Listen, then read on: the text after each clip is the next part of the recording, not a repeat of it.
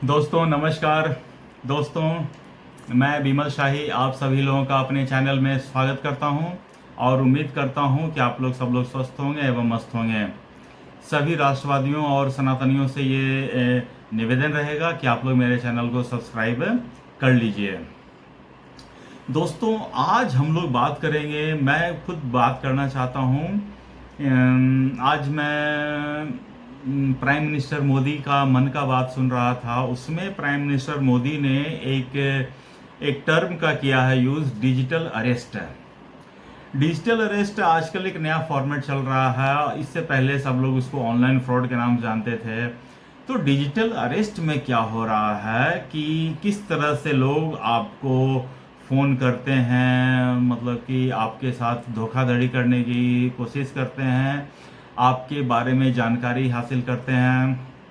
तो दोस्तों मैं अपने साथ हुए डिजिटल अरेस्ट का जो एक्सपीरियंस है, 3 एक्सपीरियंस के बारे में मैं बात करना चाहूँगा। एक एक करके तीनों एक्सपीरियंस मैं आप लोगों के साथ शेयर करना चाहूँगा। दोस्तों तो पहला इंसिडेंट हुआ था आज से करीब 2 साल पहले, जब मैं अपने बेटे की साइकिल को ऑनलाइन सेल करना चाहता था। तो मैंने अपने बेटे की साइकिल का कुछ पिक्स लिया और उसे OLX पे डाल दिया। तो OLX पे जनरली आप जब कोई चीज़ सेल करने के लिए डालते हैं तो कुछ लोग उस पर इंटरेस्ट हो करते हैं, कुछ लोग उस प्रोडक्ट को देखना चाहते हैं, विजिट करना चाहते हैं, आपका एड्रेस पूछते हैं ताकि वो आएंगे, आपका और कुछ नेगोशिएशन करते हैं। तो जब मैंने पिक्चर डाला तो नेक्स्ट डे मुझे एक मैसेज आया कि मुझे ये साइकिल पसंद है और मैं जितना पेमेंट आप मांग रहे हैं मैं उतना पेमेंट देने को तैयार हूँ। तो मुझे लगा कि वो आदमी नेक्स्ट क्वेश्चन पूछेगा कि क्या मतलब कि जो साइकिल है वो अच्छे कंडीशन में है या नहीं है, क्या मैं आके देख सकता हूँ। लेकिन उस आदमी ने ऐसा कुछ पूछा नहीं, उसने कहा कि मैं पेमेंट कर देता हूँ। तो मुझे थोड़ा सा आश्चर्य हुआ।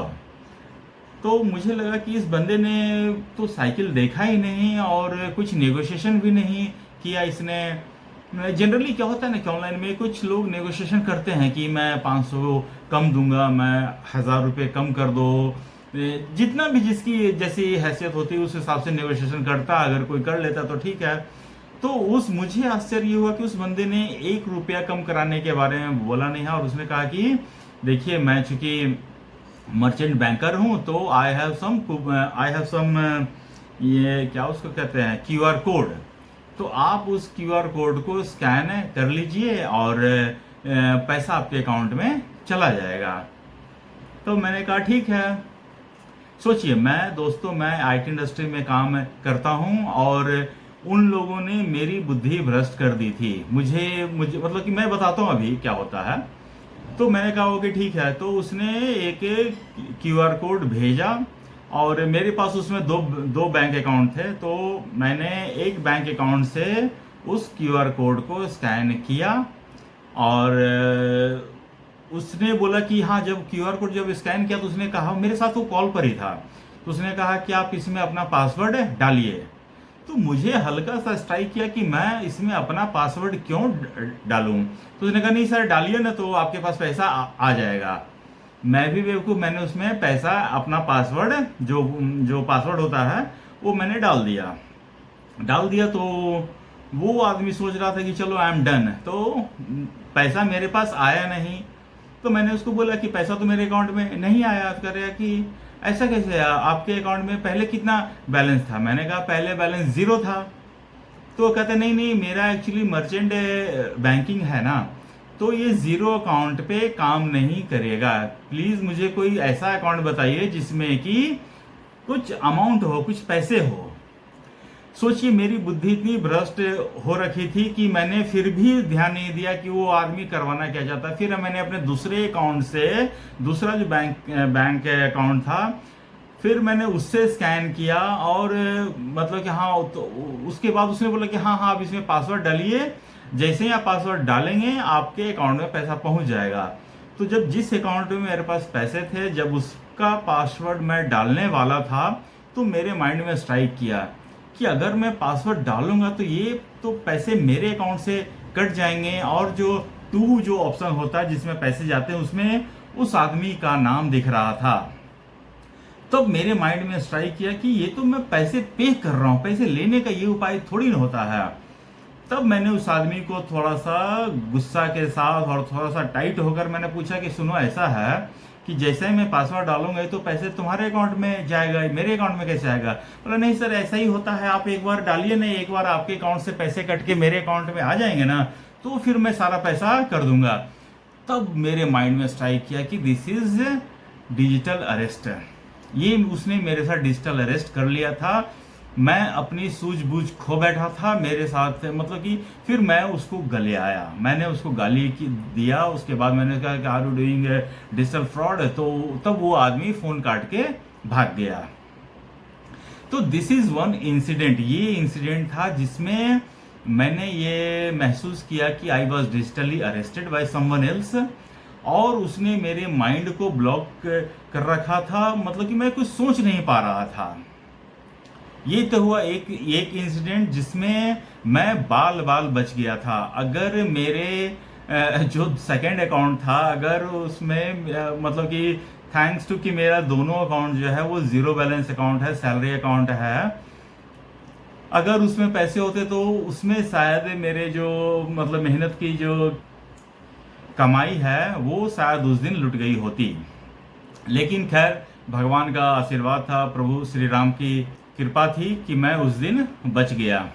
एनीवेज, दूसरा इंसिडेंट हुआ मेरे साथ है कि एक दिन मैं सुबह सुबह उठा तो मेरे पास एक कॉल आया तो मैंने उस कॉल को पिक किया।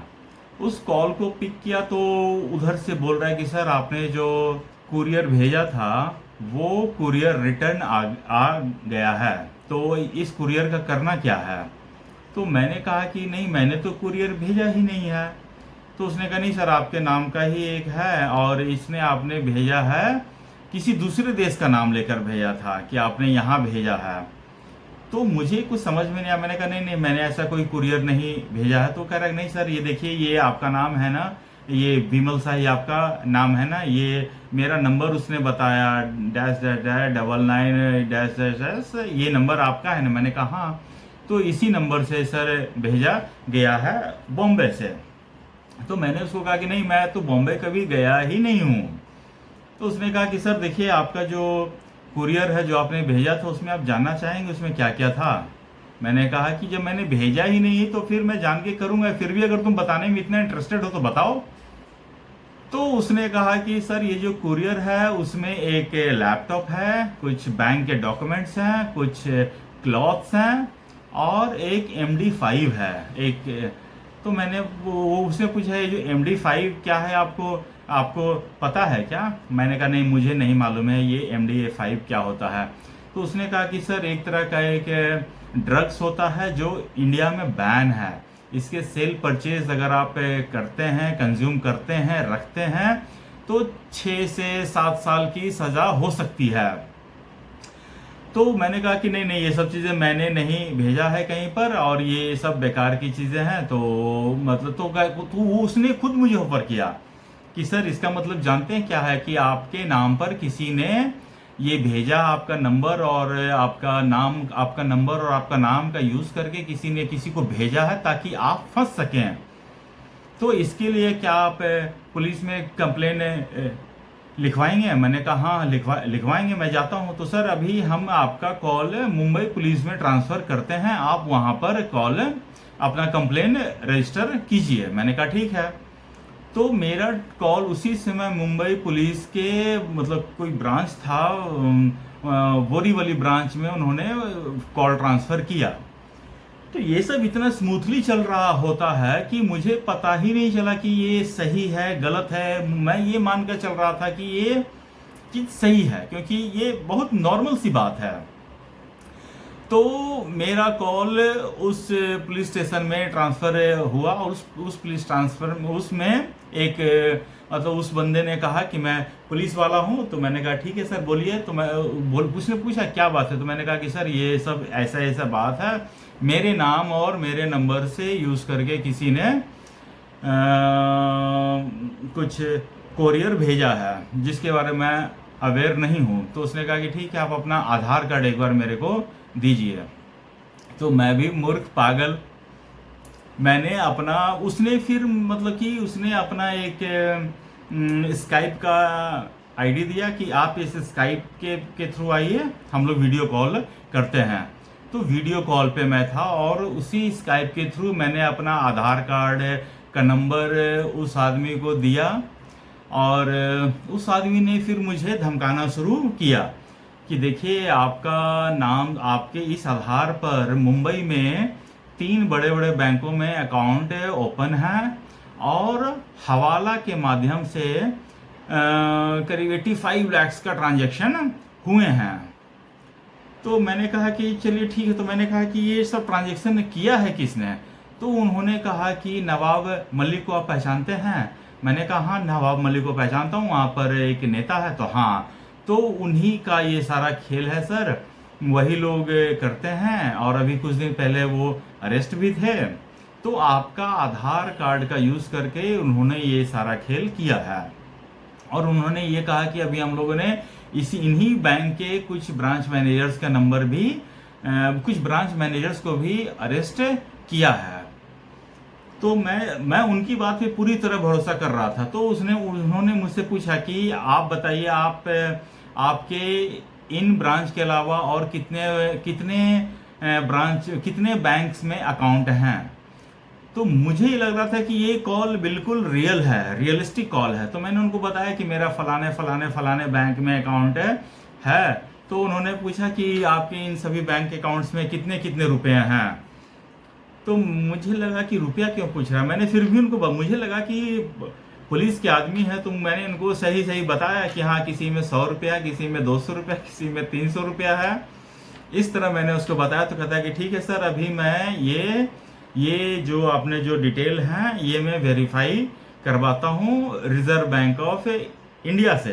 तो उन्होंने एक आदमी को बुलाया कि हाँ, ये लो आधार कार्ड और इन्होंने ये बैंक का इंफॉर्मेशन दिया है, थोड़ा उनको पता करके बताओ।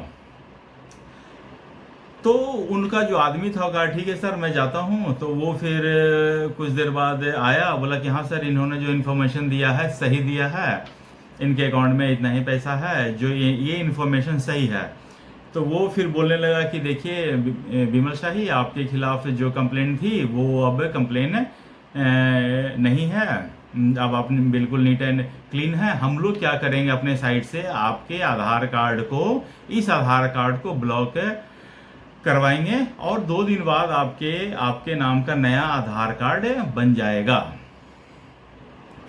तो मैं भी इमोशनल हो गया था, मैं भी जय हिंद जय भारत करने लगा था। मुझे लगा था कि बिल्कुल सही पुलिस वाला से मेरी बात हो रही है और इतने जो डिजिटल अरेस्ट वाले बंदे होते हैं इतने सफाई से काम करते हैं कि पूछो मत।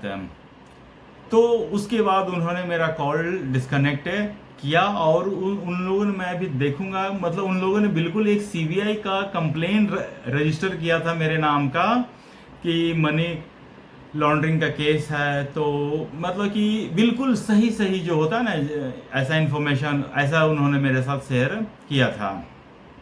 तो चलो, मैं भी मुझे लगा था कि यार मैं इतने बड़े जाल से बच गया था कि मैं भगवान का, उस पुलिस वाले का, सबका शुक्रिया अदा करने लग गया था। अच्छा, ये तो हो गया दूसरा इंसिडेंट में भी मैं बाल बच गया।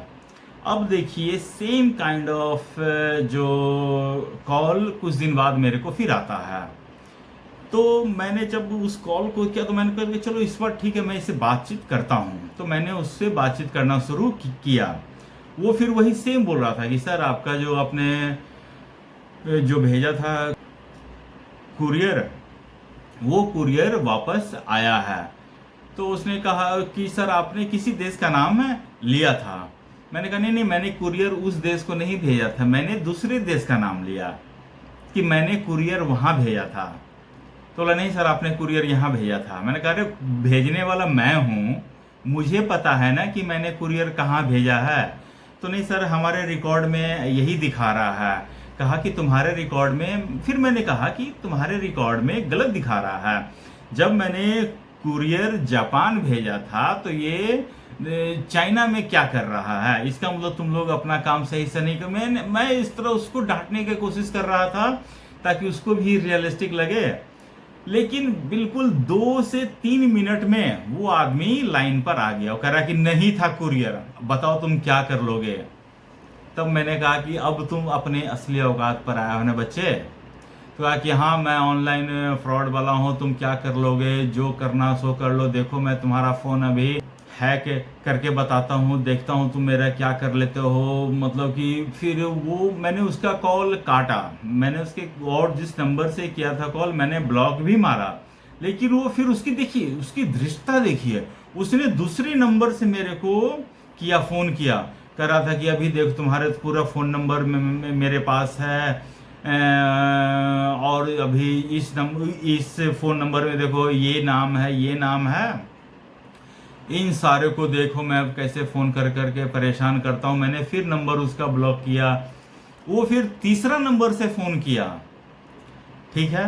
तीसरे नंबर से जब मैंने उसे भी गाली दिया, उसको काफ़ी मैंने भी दिया उसको गाली। उसके बाद जाकर वो आदमी फिर मुझे कॉल नहीं किया। तो आज जो प्राइम मिनिस्टर मोदी ने इस बारे में आगाह किया है, मुझे लगता है कि देश का हर नागरिक कम से कम 1-2 बार तो इस तरह के मतलब डिजिटली अरेस्ट के चक्कर में आया ही होगा। और हर कोई मतलब कि बच जाता है, ऐसा नहीं होता है। कितने लोगों का मैं देखता हूँ, न्यूज़पेपर में पढ़ता हूँ, टीवी पे सुनता हूँ कि इसके अकाउंट से इतने पैसे चले गए, इसके अकाउंट से इतने पैसे चले गए। और ये फ्रॉडस्टर जो होते हैं वो डिफरेंट तरीके अपनाते हैं आपको लूटने के लिए, आपकी हार्ड अर्न मनी को लूटने के लिए। तो जिस तरह प्राइम मिनिस्टर मोदी ने रिक्वेस्ट किया है कि रुको, सोचो एंड एक्शन लो, तो ये सब इन सब चीज़ों पर यही चीज़ आप भी कीजिए। मैं भी ये रिक्वेस्ट करना चाहता हूँ कि अगर किसी से आया कि सर आप OTP दीजिए या कुछ ये दीजिए या कोई धमकी दे रहा है, तो आप उस धमकी का प्रतिकार कीजिए। आप पहले रुकिए कि ये सही है गलत है, उसके ऊपर सोचिए, उसके बाद एक्शन लीजिए। आज के समय में कोई भी जो कॉन्स्टिट्यूशनल बॉडी होती है, अथॉरिटी होती है, वो आपको ऐसे फ़ोन पर, और ये बैंक्स भी, RBI भी, सेबी भी कितने बार कितने मीडियम से, अलग अलग माध्यम से ये रिक्वेस्ट करती है कि आप जो फ्रॉड करने वाले हैं वो अलग अलग तरीके से आपके पास आएंगे, आपसे OTP मांगेंगे, आपका आधार कार्ड का डिटेल मांगेंगे। लेकिन आप इन सब चीज़ों से बच के रहिएगा। लेकिन जो फ्रॉड वाले होते हैं वो डिजिटली अरेस्ट करते हैं, का मतलब आपको इमोशनली अरेस्ट करते हैं। उनके पास आपकी बहुत सारी इंफॉर्मेशन होती है। आप बिल्कुल सोचने, आपकी बुद्धि उस समय, मतलब मैं कह रहा हूँ, आपकी बुद्धि काम करना बंद कर देगी। आप ऐसे ही इमोशन में आ जाएंगे कि आप उसकी बात सुनेंगे ही सुनेंगे। उस समय आप ये नहीं सोचेंगे कि ये गलत है सही है, लेकिन फिर भी आप अगर इस तरह करके थोड़ा देर के लिए आप अगर उस कॉल को डिस्कनेक्ट कर दें या फिर बाद में उस कॉल को एंटरटेन करें, तो आप मतलब कि इस तरह के डिजिटल फ्रॉड से बच सकते हैं। तो दोस्तों, मैं अपना एक्सपीरियंस आप लोगों के साथ बताया हूँ ताकि आप लोग सतर्क रह सकें और इस तरह के फ्रॉड से अपने आप को बचा सकें। तो दोस्तों, आज के लिए मुझे इतना ही कहना था। आप लोग अपना ख्याल रखिए, स्वस्थ रहिए, मस्त रहिए। तब तक के लिए नमस्कार, बाय।